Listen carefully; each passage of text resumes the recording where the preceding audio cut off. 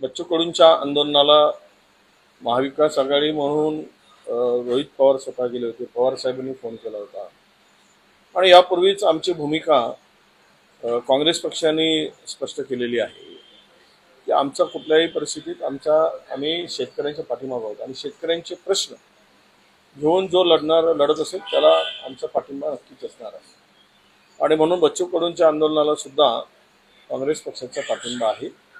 कारण हे कोटारडा सरकारने जे आश्वासनं दिली, कर्जमुक्तीची, शेतीमालाला बोनस देण्याची, तर कुठलेही आणि हमीभाव देण्याची कुठलीही आश्वासनं या सरकारने पाळली नाही आणि जनतेची आणि विशेष करून शेतकऱ्यांची फसवणूक करण्याचं काम आणि पाप या सरकारने केलेलं आहे.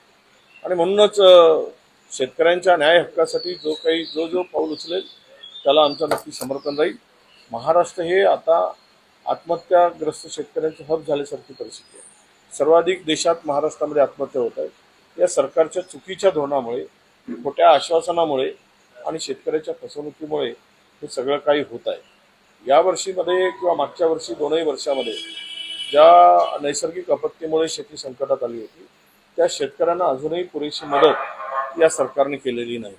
आणि केवळ मतांचं राजकारण, मतांच्या बेरजेचं राजकारण हे सरकार करत आहे. ठीक आहे, राजकीय पक्षांना मताचं राजकारण केलं पाहिजे, पण शेतकरी, शेतमजूर, जनतेला वाऱ्यावर सोडून केवळ हिंदू मुस्लिम करून या राज्याचं भलं होणार नाही. तर हे अनेक प्रश्न आहेत. त्या प्रश्नाला हात घालून ते प्रश्न सोडवण्याची गरज या सरकारला वाटते की नाही, हा खरा प्रश्न आहे. म्हणून बच्चू कडूंच्या साठी जे आंदोलन बच्चू कडूंनी शेतकऱ्यांसाठी पुकारलं आहे त्या आंदोलनाला आमचा 100% पाठिंबा.